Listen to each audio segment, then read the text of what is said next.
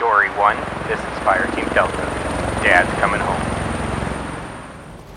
Welcome to the Military Veteran Dad Podcast, where it is our mission to bring every dad home. I am your host, Ben Killoy. I'm a United States Marine veteran, husband, and a father. We will bring authentic conversations to inspire action in your life so we can close the gap between the dad you are today and the dad you want to be tomorrow. This is the Military Veteran Dad Podcast. Welcome back to the Military Veteran Dad Podcast, episode 34. Today's episode is dedicated to United States Marine Sergeant Jordan Blake Roberts. This story is about the other side of him taking his own life on November 17th, 2017. He left behind a wife and a 3-year-old daughter, Liliana.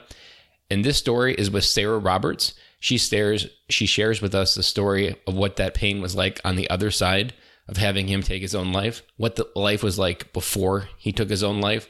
And we dive into some of the things that veterans face, active duty and post-transition, on how to come home and what was holding him back and who he was and what his personality was and what kind of person he was and what kind of dad he was. And we quickly learned through this episode that if we want to take our own life in the idea that it's going to end the pain and that our family will be better without us, the realization after listening to this episode is the pain doesn't stop. The pain just continues on through the ones that remember us. And Sarrah talks about how that this broke her in more ways than she can explain into words on our episode, but that if she can relive that hell by telling her story and hopefully prevent someone else from going through this hell again, then that is a hell worth walking through. And we dive into a lot of different areas. Sarrah opens wide open on this episode, and I know this is going to hit a chord. It really hit a chord with me as I was recording it, as I was re-listening to it, getting it ready for publishing. And it is just a heartbreaking story to know that a little girl will never get to hold her dad again and get that hug. And this story is just unbelievable almost because he took his own life while his daughter was sleeping 8 feet away in the other room. And it was about midnight that night. And it's a hard detail and story to hear, but it's one that needs to be heard. And it's one that reminds us as dads the honor we have to be dad, and that it's our obligation to live a legacy worthy of the sacrifices of the dads that didn't come home, and to recognize that we are a father and that our family needs us, even if we can't see it. Without further ado, let's get right into this episode with Sarrah Roberts. Today's guest is 32-year-old mom and lives in eastern North Carolina by the beach. She's a Marine veteran widow and with an almost 5-year-old. She is working through the loss of her late husband's suicide. She is now engaged to a wonderful man who served with her first husband, and they work from home designing custom rings and making home decors. Sarrah Roberts, welcome to the show today. Hey, thanks for having me.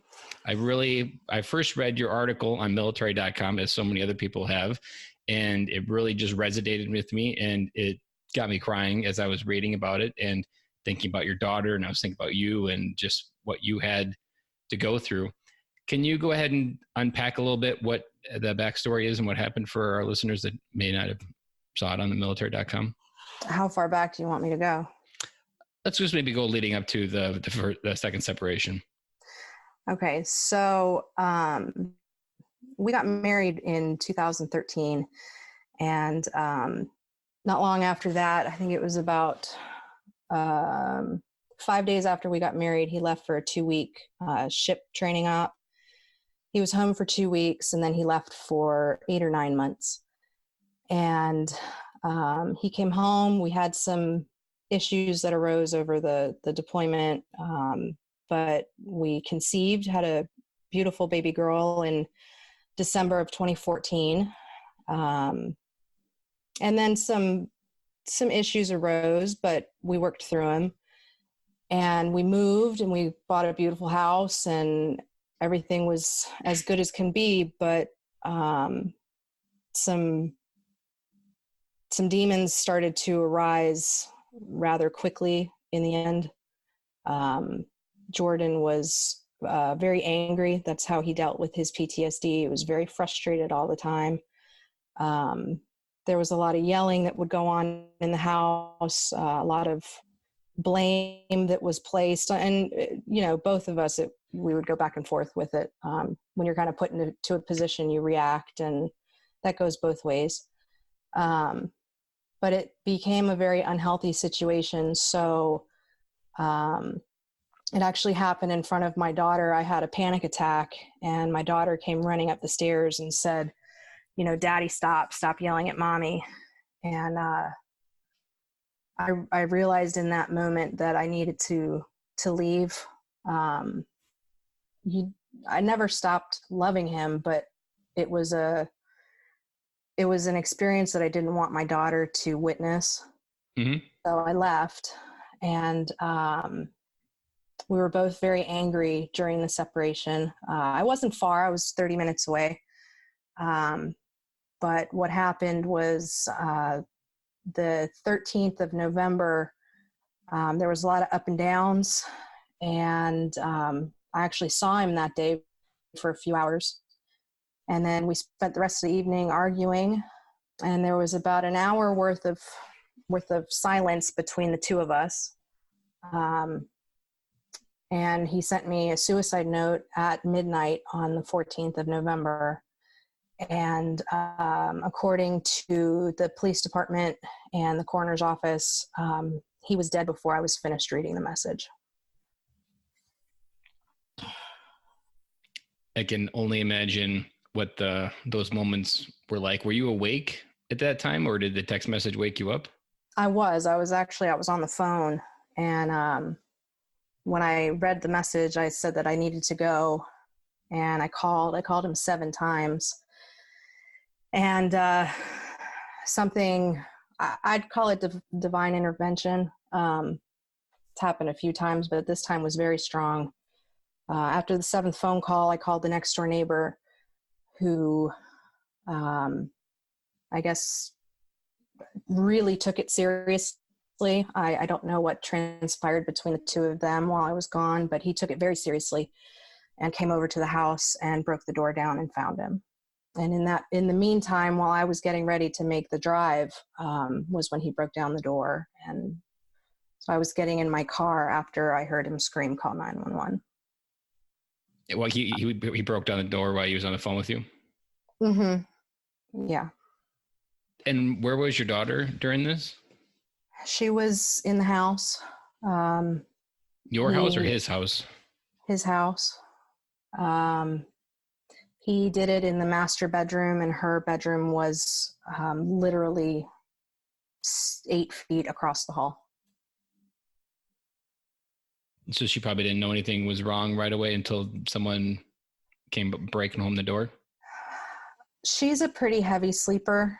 I have shot handguns before. He actually fired 2 shots. His come to find out through some third party, he actually attempted suicide a few days before, and the gun malfunctioned. So he did a test shot through the back side of the house before he took his life. So there were 2 shots that went off, and I call it an act of God that she didn't wake up, but I won't really know if she woke up or not. Mm-hmm. I've heard stories from close friends there was a dad whose wife committed suicide, and he wrote a book about this. And there was a moment when he had to come home, and his daughters came downstairs and said, "Mommy's not coming home anymore." And I can only imagine those moments and what your moments were, and just that raw emotion of sadness that you have to walk through and somehow wake up the next day and take another step. Yeah, that's it was a very hard time. I vividly remember driving into the neighborhood and seeing the street was lined with police officers and ambulances and the coroner's office. There were police outside the house. You could see the shadows in the master bedroom from the outside. And I actually had to park at the far end of the property, which is about a half acre. And I ran to the driveway where I was told by the officer that he was deceased. After immediately after that moment, it's an automatic kick in the guts. You kind of lose your breath. You kind of lose your footing. Mm-hmm. I collapsed to the ground and I screamed. And that only lasted for a moment because my immediate next response was, "Where's my child?" Mm-hmm. I immediately went into mom mode. I need to know where my child is. I need to protect my child. But thankfully, unfortunately, it was both the next door neighbor and his wife that found him, but they both ushered her out of the house so that she didn't see anything. Mm-hmm. So the only memory she knows or holds on to is the morning that her dad no longer was there. I don't think that morning she really understood. How old was she? She was a month shy of 3. So just enough to know, like, to ask the question, "Where's Daddy?" every day. Yeah. Yeah. She, it's hard to explain to a 3-year-old. And it's traumatic. I've had to have her in therapy to try to help her deal with whatever emotions a young child deals with the trauma of, losing a parent. And their emotions are already unregulated, and when they have such strong ones, and I can imagine anger is one of those as well, because they don't know why they're angry, but ultimately they're angry because the dad's no longer there. Yeah. And trying to figure out how to process that. Mm-hmm. Yeah, I'm really fortunate in the sense that Jordan and I were both very happy children, and my mom and his mom will both tell you that she holds those characteristics. She's a very happy child, but it'll rip your heart right out when she starts crying for her daddy, and you all you can say is that daddy's in heaven and he can't come back. You can't explain why. They're too young. She's too young to understand. But you just sort of do what you have to do to try to explain it. Is there an example that, or a way that you've explained it that seems to have been more effective? When he first passed away, it was a very emotional time for me. I was in shock, and I quite frankly don't know what I told her. In fact, I don't remember a full 2 months after his death. I remember the day of his death like it was yesterday. I remember the drive. I actually have PTSD from the drive. I've been clinically diagnosed with it just simply from driving. If I drive home at night when it's dark out, stars are everywhere, it flares it. The anxiety gets all high, and that's been a lot to work on. But during that time, you don't really know how you put your foot in front of the other. And what I remember saying to her was that daddy will always be in her heart, and that daddy's in heaven and daddy's with Jesus. And she didn't really ask questions. I don't remember her asking, "Where is daddy?"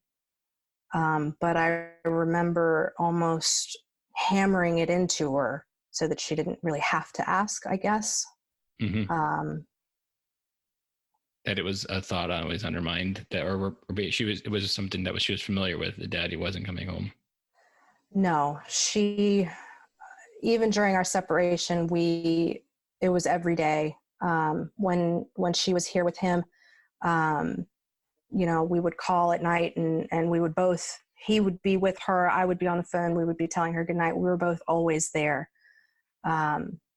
So I think she was confused, but I just think she was too young to really get it. And I can imagine the anger issues that he had almost were transferred to you, because I'm sure there was a lot of anger towards the situation that you had, and it was a hard emotion to deal with, I can imagine, because being angry over someone killing themselves seems like you should be more sad, but you're also angry that they've created this conflict in your heart that you're now trying to work through. Yeah, there was a lot of anger once the shock wore off. The first initial, I don't even know if you'd call it anger, but it was, how could you do this to us? I don't think I really asked that in an angry way. It was just more of a disbelief.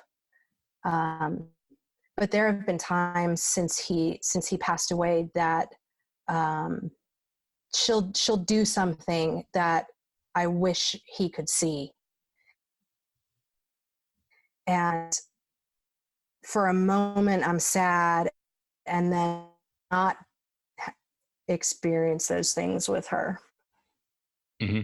The Dottie Dad or dance, the first of everything, that when she goes out into the world to find her boyfriend and future husband, that model that women look to go out into the world and seek isn't there. Luckily enough, you have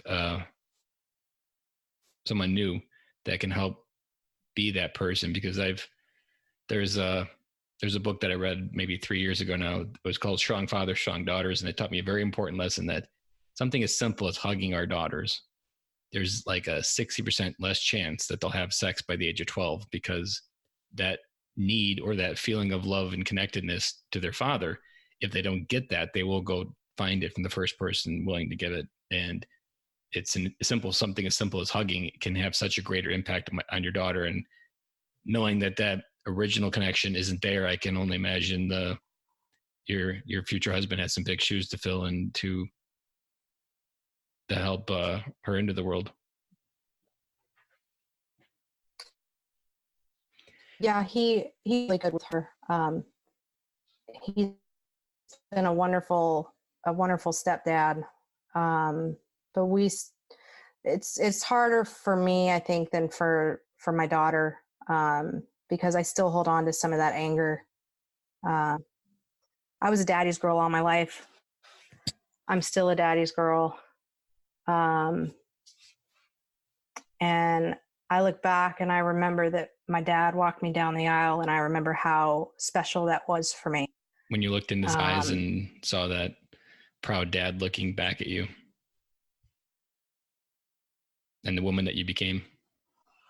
Yeah, and it's a comforting look that you get from your dad, and I'm not taking away from Michael, because he's doing an incredible job, and he loves my daughter loves him, but for me, the mom will remember how great a father he was with her, which makes it so much harder to let go of the anger, because I remember him rolling around on the ground with her. I remember her laughing to an extent that it's taken her almost these 2 years to get back to. Mm-hmm. Where she can feel a feeling of joy for something. I mean, it's all a work. It's all a work in progress. Yeah, but Michael's doing a wonderful job with her, and I think he feels a very great responsibility, because he and Jordan served together back in 2011 in Afghanistan, and when we first started talking as friends, I remember him telling me that he felt a very great sense of responsibility to protect us, to protect his friend's daughter, his friend's widow. Obviously, that has turned into something much greater, but he's filling those shoes very well. When you think, because I can only imagine how much second guessing you've been doing, when you think about leading up to that, is there anything that you'd want to say to a wife that might be listening to this for wisdom that you've learned on the other side of this, that something that you might have done differently? I don't know if I have a good answer for that. That's probably one of the biggest things that I struggle with is, had I known that day that he was at my house, that we were arguing, had I known that that was the last day, that last time I would ever see him alive, I can't say that I would have let him leave. I would have made him stay. Mm-hmm. There's a lot of guilt that I feel that maybe, and I'm working through it, but there's still a lot of guilt there that, maybe if we had worked a little harder at trying to work through these issues, I find that reflecting back on it, when his PTSD really came forward and was really prominent in our marriage, it caused both of us to change. And we were two very different people than we were when we met, when we were in love, when we got married, when we had our daughter. And looking back, you have to question, did you do everything in your power to try to mend that so that you can grow back together? Mm-hmm. And unfortunately, he took his life before we had that opportunity. Even before you had like finality of even saying we're going from separation to divorce. Right. I mean, we were only 3 weeks separate. I was only out of the house for 2 weeks. I was still staying in the house for about a week after I had said that I was done, that I needed to leave. And that's one big thing that I struggle with too, is that I never was able to mourn the loss of my marriage because it all just died. All of it, everything. He died, Mm-hmm. the marriage died. The family unit, whether we were together or apart, we were still a family. He was still the father of my daughter, and we were always going to be in each other's lives. And that was all just gone in an instant. Mm-hmm. And you look back and you wonder, maybe there was something else that we could have done to try to, I don't know, relearn each other, or try it in a different way. One of the biggest struggles that I think we had was that he did not want help. We tried marriage counseling once before, and he was convinced that it wasn't working. So when our second separation came about, he wanted nothing to do with it. He said therapy doesn't do anything, and they can't tell me how to, I don't know, how to fix myself. They don't know me. Mm-hmm. I'm not broken. I'm not broken. Exactly. Yeah. Did he ever have moments where he did open up, say, the vault of really what he was feeling, even maybe months or years in the previous arguments, of like talking about a demon that he might be facing inside? No, never to me. I remember having a conversation with his mom, and I guess he told some things to his mom, but never to me. And I couldn't tell you why. Maybe he didn't want to trouble me. Did he always portray himself as the strong hero within the marriage, that yes, the one that has to have it all together? has to have it all together, has to be strong and stoic. I'm not sure if you know what that word is, but that's always has it all together, emotionally controlled, and that's part of the military template that gets applied to us, that there's this poster board Marine. And being a Marine, I even have more of it because I didn't fit the poster board Marine. And so I always had like an identity crisis inside. And when you try to be what people expect you to be, that also just, even if you didn't have PTSD, trying to be someone version of a template that maybe you weren't inside. When you first met together, would you have described him in the same way, as very stoic, and that he grew to that way, or he was always very proud individual? He was always very proud, but when we first got together, he was very cocky. He was kind of arrogant. He kind of thought the world revolved around him, which I didn't like, actually. If I hadn't have, and this is going to suck for me to say, if I hadn't have found him so attractive, I probably wouldn't have gone to see him again. That's how cocky he was. But he just sort of never left. And he had a really infectious laugh and a really good sense of humor. And I don't want to say he like had a plan, but he made it clear that he had it all together. And that, what did he used to tell me? He used to, when I asked him what he was looking for, he said that he was looking for someone to tame the animal, like tame the beast. And looking back, I don't know if that was him saying like, hey, I'm a little bit nuts, like in a silly kind of way, or if he was talking about those deeper and darker secrets that he never really driving talked about with me. His ego. Mm-hmm.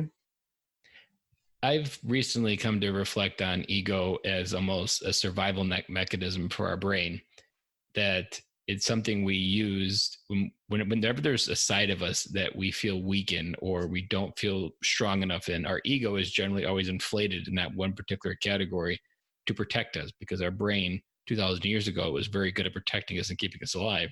Right. Now, without lions and tigers and bears to kill us every night, the ego is almost can be infatuated in any category of life, because there's lots of areas where we don't feel fulfilled.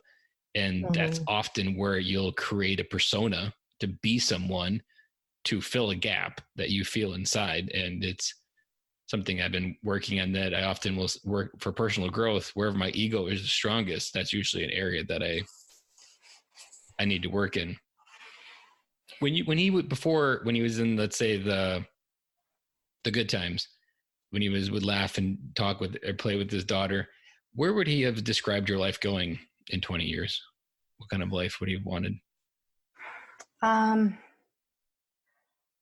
That's hard to say, because we were going through a lot of changes not long after my daughter was born. We had the dream that we were gonna he was gonna stay in for 20 years. He was third generation military. We actually did an ancestry that showed that he had on one side of his family someone who fought for the North and another who fought in the South during the Civil War. So military runs in his blood.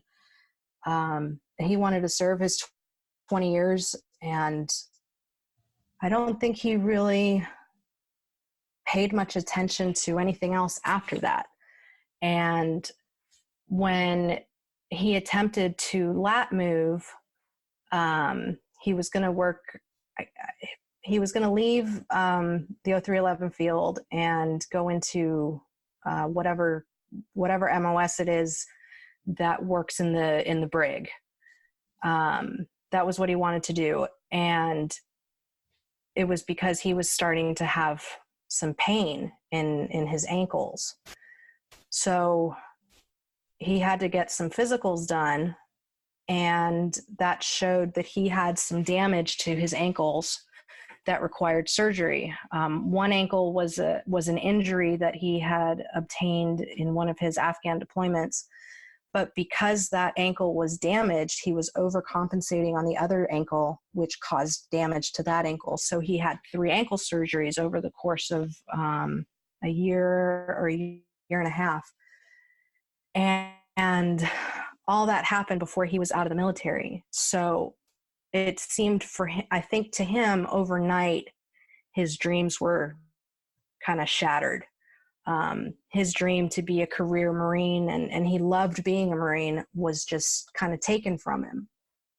And I think that had a real negative input on his views of how life was going to go. And I think maybe his ego kind of played into that to maybe make it seem like he had it all together for us, whether it was for me or for his parents or my parents even.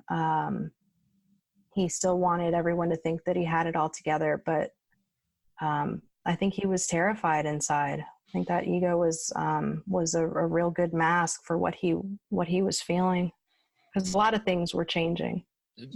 So he was transitioned out. He was no longer active duty when he killed himself. No, he had already been medically separated. He was under. He went through the VA, and he was 100% disabled through the VA at the time of his suicide. How much time between separation and the suicide was there? I believe he got out. I don't remember the exact month that he got out, but it was about 1 year. About 1 year from his EAS to his suicide. What did he fill that time with? Did he use he took advantage of the GI Bill. His hope was that he could. I'm going to be bluntly honest with you. He thought he could fix things, and he couldn't.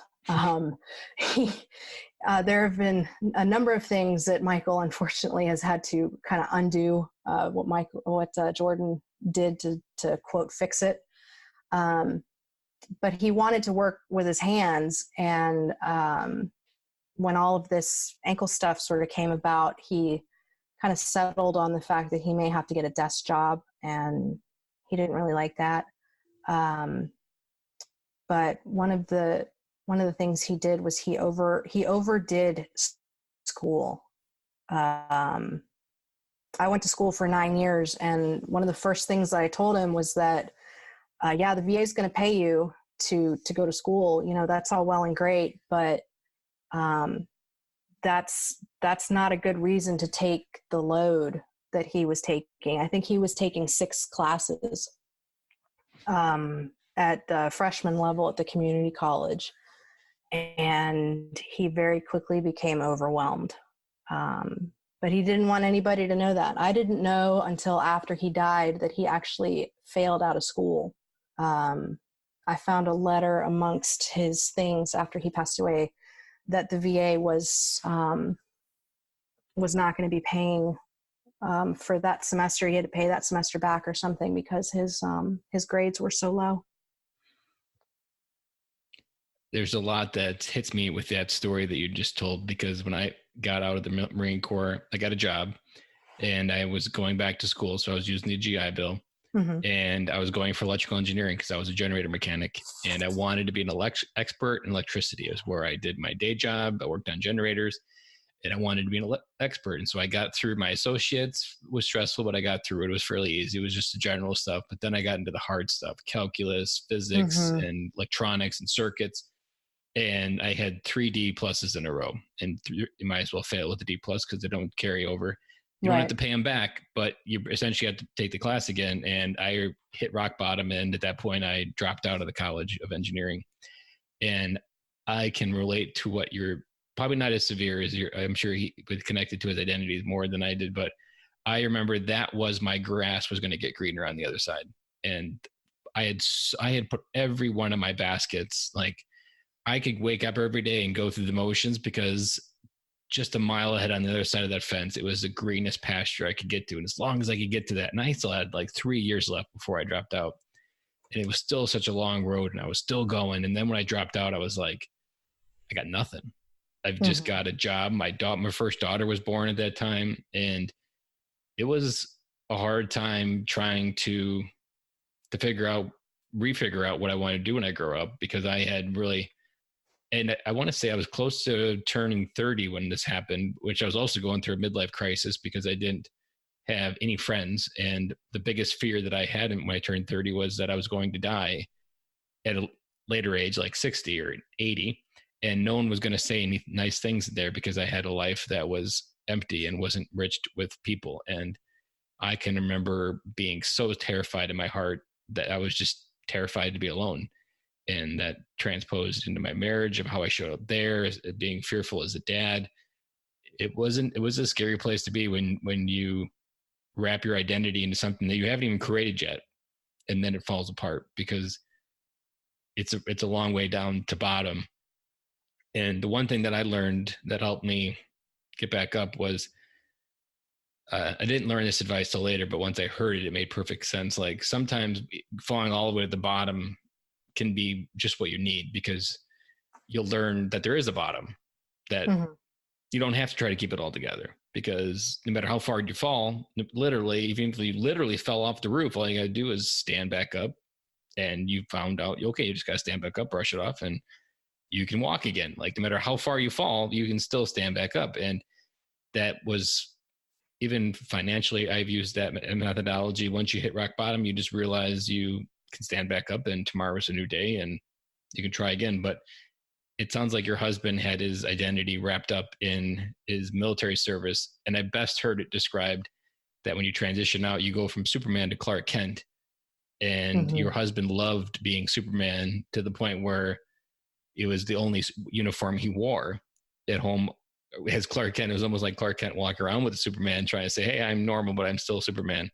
Mhm. And when you take that off, you have nothing. You really don't know who you are. And the Marine Corps and every branch of service just programs us to be one identity. But then it doesn't do any good job trying to reestablish our identity. I'll often talk about our first transition. Like, the first transition was going into the Marine Corps. Like, you had an identity before. There was some version of you that was there before you went through this metamorphosis transformation in the military. But when you come out on the other side, it can be a super lonely place. And it sounds like your husband was just scared to be found out. Yeah, what you just said really kind of kind of cuts deep. He wouldn't say that he was Superman. He occasionally did, but he more liked to call himself the Hulk. Ah, Um, isn't who's the Hulk's alter ego? uh, I don't know. I The know I can say it in my head, but I can't say it in words. Doctor something. doctor, yeah, Doctor something. Yeah, we'll leave it at that. But yeah, yeah, his whole identity was being a Marine, and when he was forced out, um, he didn't know who he was. Um, and when he finally came to the conclusion that, okay, I'm going to go to school and I'm going to figure out what I'm going to do when I grow up, um, he put everything into that, and he did it to the extent that it was too much. Um, and I think in the end, um, in his circumstance, everything was falling apart. Not only did he no longer have his Marine Corps, but in the very end, I'm talking the last 3 weeks of his life, his family was falling apart, his marriage was falling apart, and his education. I didn't know it at the time, but he knew that his education had just taken a dump too. So, and being alone, knowing all of those facts, I think was his rock bottom. And I think with his pride, he just didn't know how to stand back up. I think when he fell um, and hit the bottom, I think and this is going to kind of be crappy for me to say because it really did happen to him. I think his ankles broke. And he couldn't stand back up. That's a good metaphor, though, considering his ankles were repaired. And he was a really physical guy. I don't know if I mentioned that. He was a very physical dude. He lived in the gym. He was all about being buff and, you know, making sure that people knew that he was a powerhouse. And that was another thing, actually, now that I'm thinking about it, that he lost his health. His body was failing him, his body and his mind. Then you put all that together, and all of that's going on in the same time span. Yeah, I think the best analogy I can come up with is that he fell and broke his ankles on the way down, and he just couldn't figure out how to stand back up.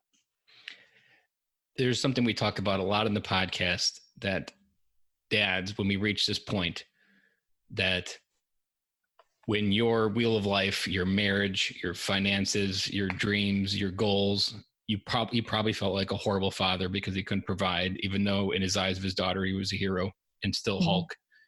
Mm-hmm. All of those things collapse. There's nothing to hold you together, and you literally just collapse. And it's like when you fall into a pit and the pit is just pitch black.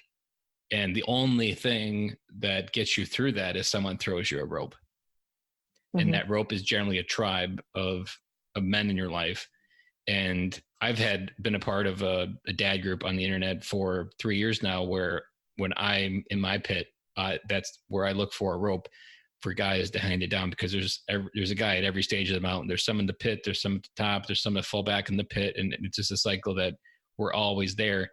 And analogy with it being fit that I've always used and works in the Marine Corps, because that's where I learned the lesson, is the Marine Corps just abused your back over and over. And I came up with the joke that in the military, if you can't lift something, well, that just means you don't have enough Marines trying. No matter how awkward, no matter how big, it doesn't matter whether you should have a fork truck to lift it. Well, you just need 10 guys in this week and get it moved.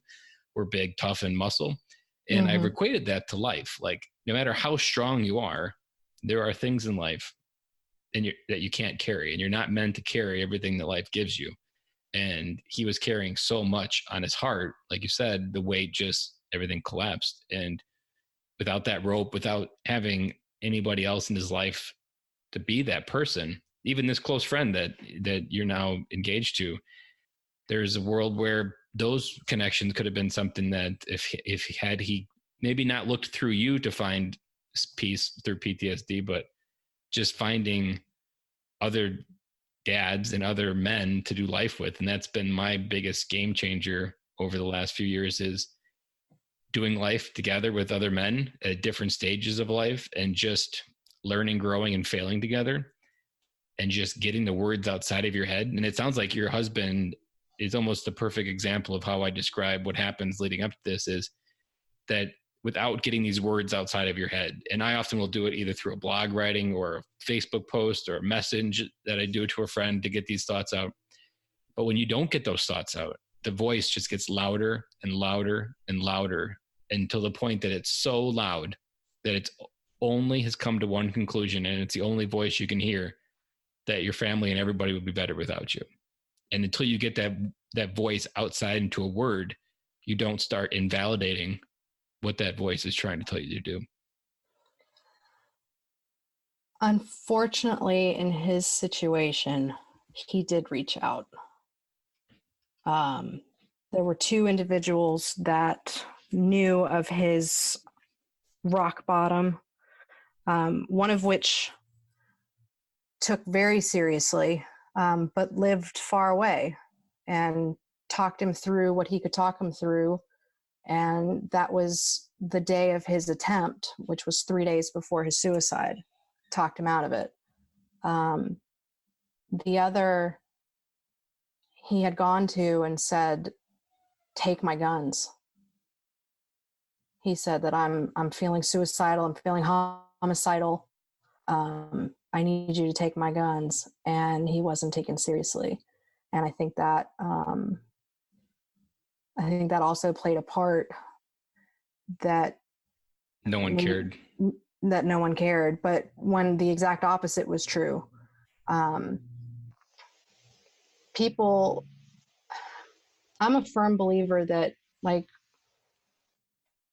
if, let's say that you're sick and you know that something's wrong, you go to the doctor and the doctor tells you that you're fine, but you know that something's wrong. Do you take the doctor's word or do you go see another doctor? He had a mountain of people that he could have reached out to. His biggest problem was that he was too prideful, that he didn't want, his biggest support was his family. His mom would have moved mountains for him. His aunt and uncle that lived very close by, they would have moved mountains for him. But he didn't want to go to them because he didn't want them to think that he had failed.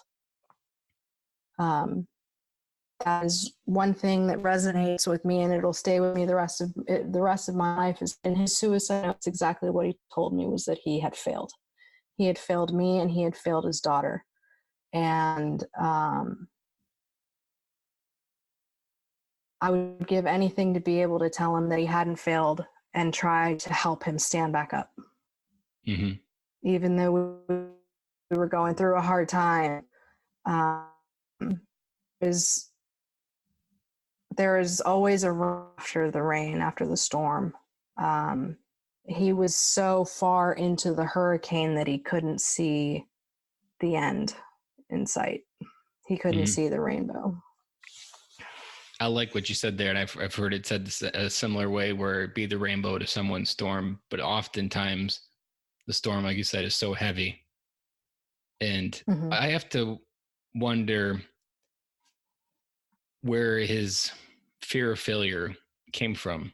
Like, because I've had a little bit of that, where been a people pleaser almost all my life, trying to be accepted, and I'll do a lot of things out of my way to try to prove to other people that I'm good and that I'm enough.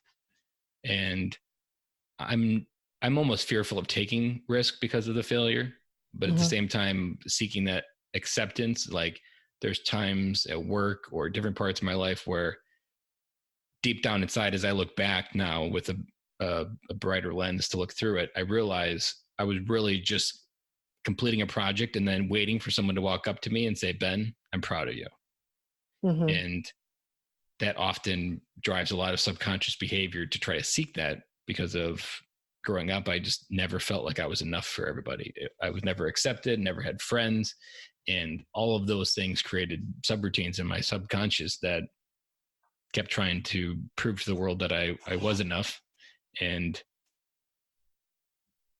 I can only imagine the weight on your daughter's heart when she's old enough to understand, and you tell her what went on, and how, when she hears that her dad thinks that she's a failure, like how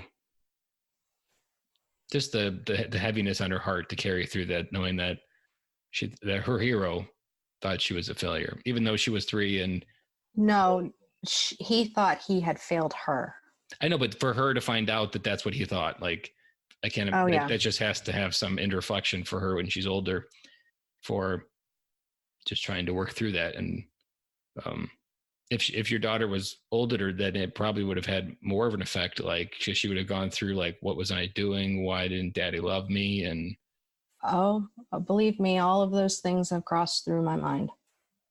I have told myself that I will not ever lie to her about what happened to her daddy. I will always be age appropriate, and I'll be mindful, like when she hits puberty, for example. That's probably not a detail that she needs to know at that time. But at the same time, me and the rest of my immediate tribe that was Jordan's tribe, Jordan's mom, Jordan's stepdad, Jordan's aunt and uncle, his sister, we get to tell her that Daddy loved her. You know, we get to share the memories that we still have, even though she's probably not going to remember them as her own memories. You know, we can still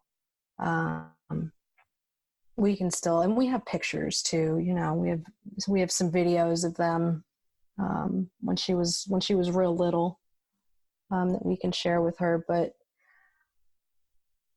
I'm not going to know until one day she comes busting down the door demanding, needing to know what happened to her daddy and was it my fault? And I have absolutely no idea how I'm going to handle that.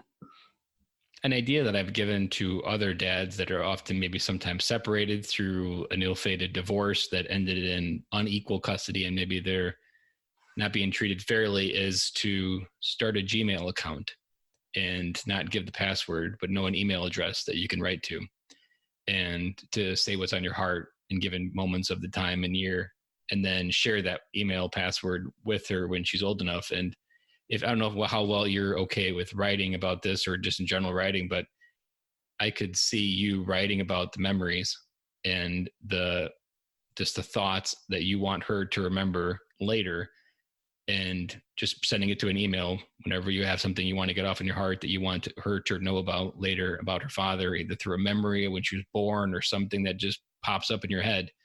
That could be a good way for her to digest all the things that you want to say, but you obviously can't go crazy in one conversation, but maybe not remember when she's 18 or 16, all these granular details. And that actually Buggy episode that I had you listen to, she talked about how one of the very first things she started doing was writing down all of the things about her husband, because she had an unborn child that she wanted him to understand who he was.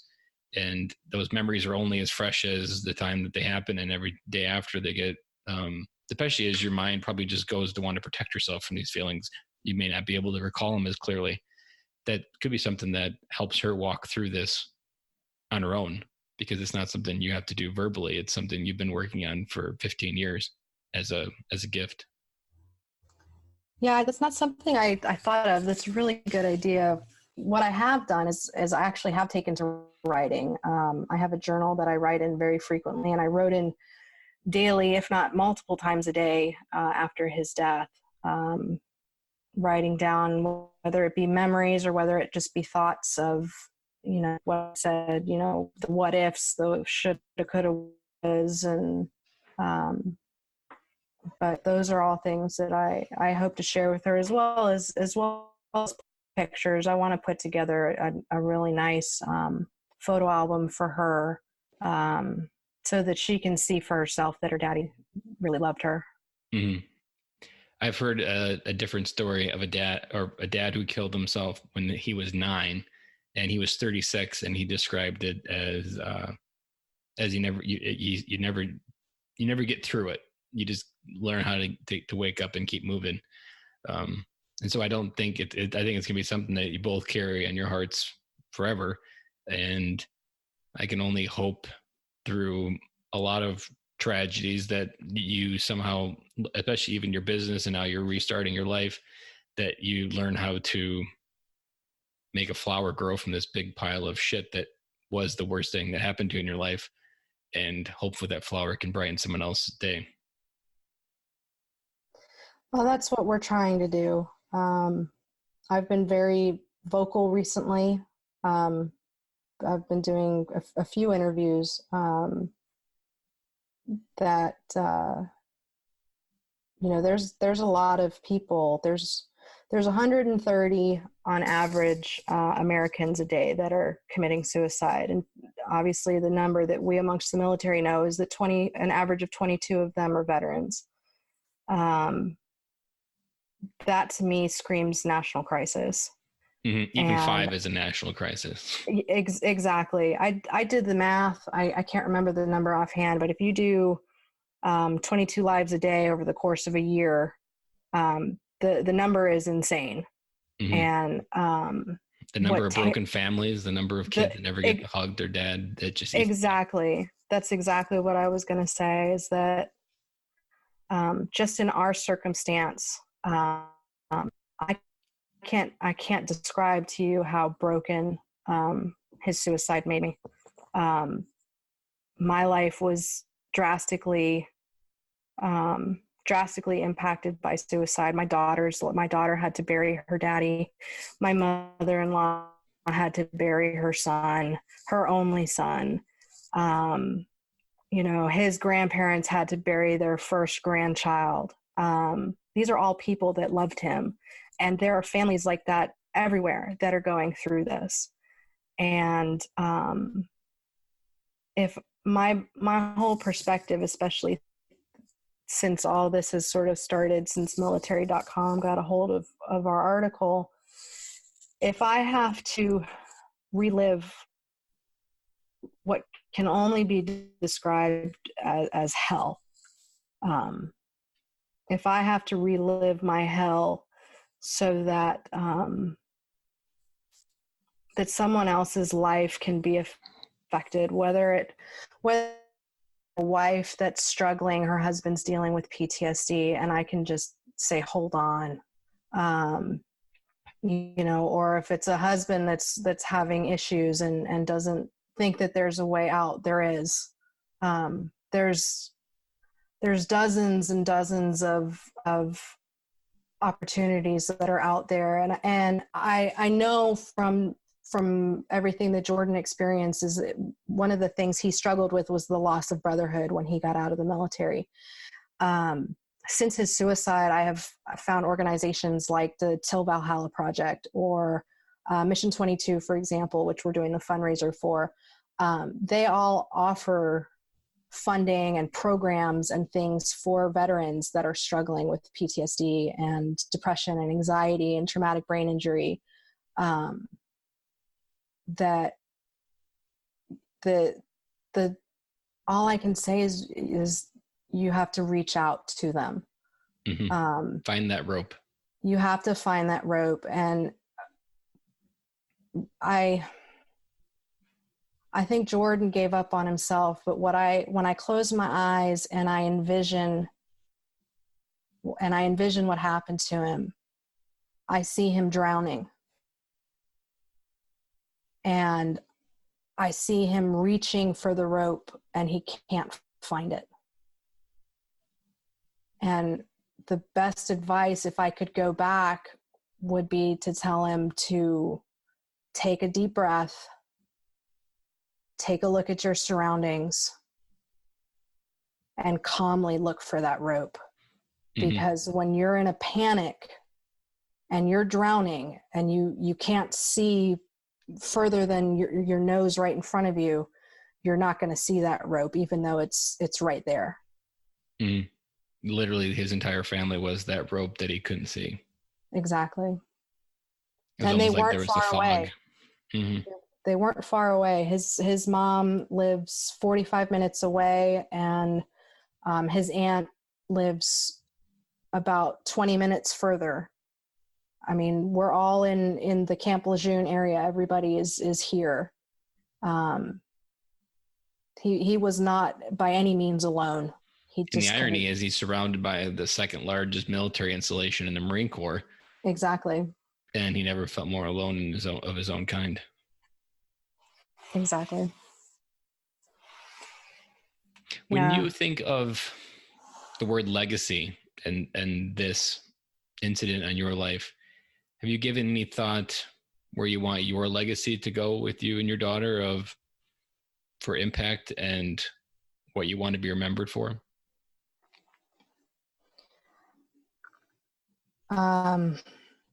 If you asked me that question a couple years ago, my answer would be very different.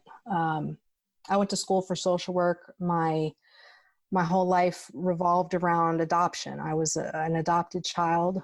I interned in a foster care and adoption agency, and that was what I wanted to do. Was I wanted to help families find children and children find families.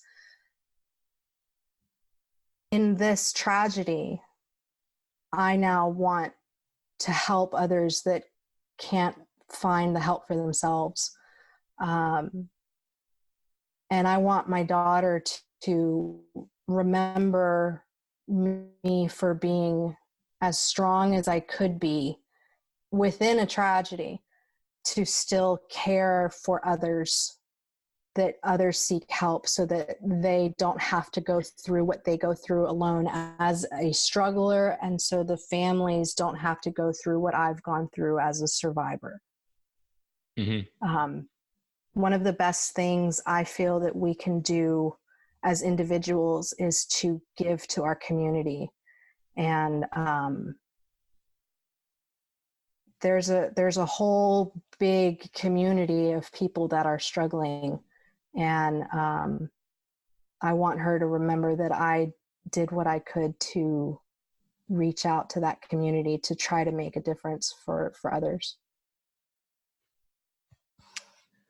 I like that. It wraps everything we just talked about in a nice box with a ribbon on it. And I am positive if there's a dad out there listening to this episode, I hope we really woke them up and they can take the few steps to come home mentally and physically. I really appreciate you taking the time to come on, Sarrah. I know you hadn't done a podcast yet, but I can hardly tell because the way you craft your story and the emotions that you're sharing with us is very real and raw. And that's really what breaks down barriers for people to feel something that maybe they haven't felt in a long, long time. When someone says and describes words to something that they've felt inside but couldn't put words to. And often veterans in active duty, your husband was probably in the same circumstance. He felt like he was the only one going through this. Mm-hmm. And if every episode I have, I always try to reignite the idea in a father's mind that, wow, this guy has the same things that I have, and I'm feeling the same way. I'm no longer unique, and maybe now there's a solution to get through it. It's when you feel like you're the only ones having the problem. And you talk about community. I often repeat that for 2,000 years, men survived in a tribe. We did life together. We hunted, we grew, we failed. And in the last 100 years, we somehow thought we could do life alone. And we now have a society that is so almost hell-bent on men not having a community or not talking about what they're feeling. That is almost the kryptonite to this problem, that in order to move through this problem, men need to step back into who we were always, men of community and tribe, and men that leaned on each other to get the job done. Yeah. And I think one thing that's important to say is that that's okay. Mm-hmm. It's okay to feel, and it's okay to lean on somebody else. I have found some of the greatest strength amongst this tragedy in women who have gone through exactly what I've gone through. And I'm not just talking about the suicide. Suicide alone is there's no word. There's no word to describe how painful and how devastating it is. But in my circumstance, where all of the equation was destroying the marriage to the point where we had separated, the love never stopped, but the separation was very real. It was very helpful for me to know that there were other women who were going through separations, and at the same time they dealt with their loved one's suicide, because there is nothing more damaging to yourself than feeling alone. And mm-hmm. That's when it's most important to reach out to others, is when you feel alone. And when you're defining yourself by your emotions, not your actions, you can feel something and not have to be that emotion at the same time. And my heart goes out to you and your daughter. And it's been a rough week for me, because I was this Monday's episode I dedicated to two soldiers that died last week in Afghanistan, and one of them was 20 years old with a 6-month-old unborn child due in September. And I was just like, oh man, that child never gonna know the love of a father and even know what father, who he was. And I was just like, oh, they just ate me up. And to hear your story now, and it just stirs it all up again. I always remind dads, the honor and the ability to go home every night and hug your kids is something that many veterans have sacrificed their lives overseas for. And it's our duty as dads to live a life worthy of that sacrifice. Yes. And it's a privilege, and not every dad got to come home and do it. And we need to remember that because we did. So we need to make sure we show up the best damn father we can be. Absolutely. And Sarrah, you can't be replaced. If people want to connect with you after this episode, where's the best place to get a hold of you? Well, we have a website. It's craftsbysarrahandmichael.com. We have emails on there. I think it's important to say that my name is spelt with 2 R's. Lots of people are trying to get in touch with us and they're spelling my name with 1 R. It's 2 R's.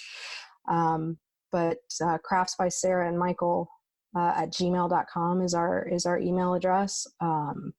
We have a Facebook page. I have a personal Facebook page. I have been very open on the pages that I'm on with the women, the surviving women, or the wives dealing with husbands with PTSD, that I am always an ear to listen. And I extend that to your viewers, that if anybody needs to confide in me, I have absolutely no problem taking time to listen, because it's important that people know that they're cared for, even if it's by a stranger. We have to care for each other as people and as a community, especially the military community. I know that Jordan felt very alone when he got out of the military, and I don't think that I think that the military is sort of given a real hard rap after they get out, and it's important to know that they still have a community of brothers and sisters that are there to listen. So it's you hit it right there on the head. I often say, people are telling me like, what's my value to people? And I often say, right now at this stage of my business, I am the friend that I wish I had 5 years ago. And I'll always open my door, my ear, my conversation to whatever it is, because being the friend that you wish you had is the best thing, the gift that I can offer right now. And that's what you're doing, is being the friend that you wish you had back then to someone that may be in that same situation now. And hopefully you can be the flashlight or the rope that military spouse maybe needs to provide that rope to their spouse. Absolutely. That's what it's all about. Like I said, if I have to relive mine so that someone else can be saved, or a family be saved, that's what it's all about. Well, Sarrah, I really appreciate you taking the time to talk tonight, and I look forward to sharing this episode with the listeners. And I just can't tell you how much I appreciate this conversation we just had. Oh, I'm so glad that we had it. Thank you for having me. That's a wrap. And thank you for listening to today's show, and I really hope you enjoyed it. The lifeblood of any new podcast are the reviews. If you haven't reviewed the podcast yet on iTunes, I would really appreciate it, and you will help us get the message out to even more military veteran dads. As John Maxwell says, if there is hope in the future, there is power in the present. Dads, it's time to come home.